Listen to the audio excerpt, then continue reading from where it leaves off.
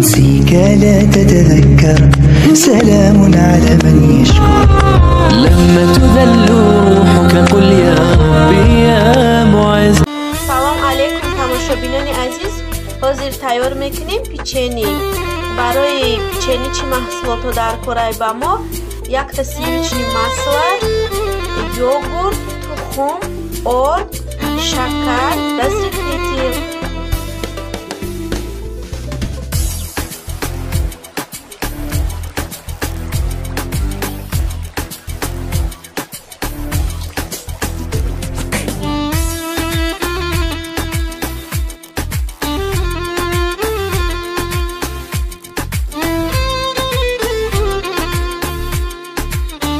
یوگورتانم خیل کردم میریزیم، درونش تخم میاندازیم، شکر خشک کرده ارالش میکنیم، بعدن درونی آرد میاندازیم، خمیر مون تیار میکنیم.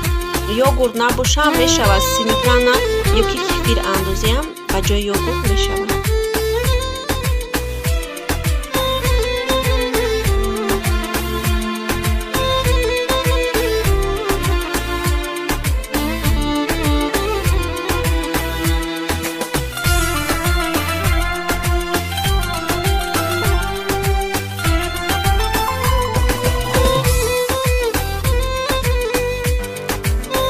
خمیر ما تیار شد تماشابینای عزیز. میمونیم کم در یک 10-15 مینوت بر این دم میگیره، بعدن سر میکنیم پیچنی ها را پیچوندن شه.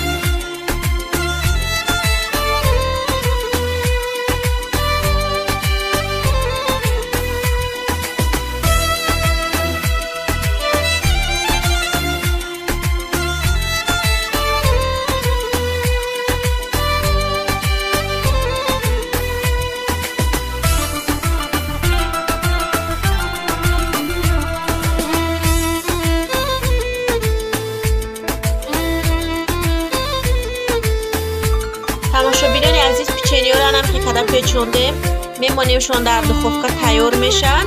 سر میکنیم دویم نمود پیچنی پختنه. ایناشان هم خیلی شریک میکنیم و در کاکائو تر کردن میمونیمشون.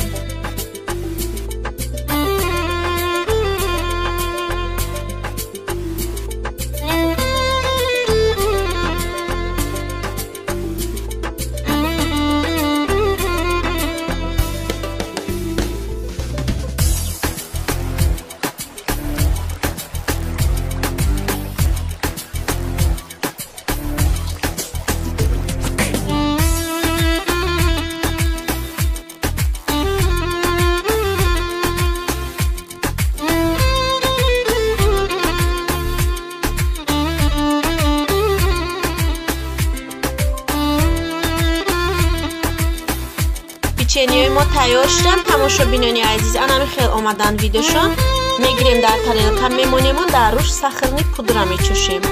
پیساچنی پیچنی شدن اینا.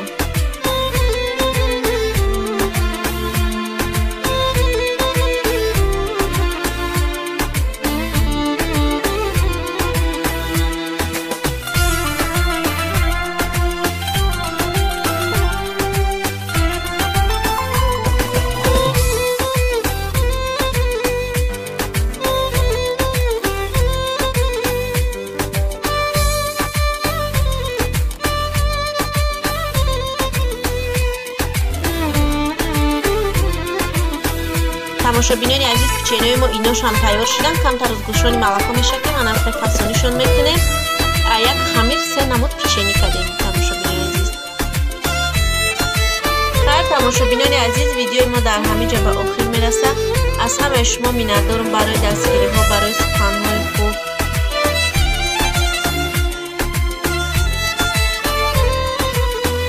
کسانی که آبونه شدگی نیسته در کانال ما آبونه شوین.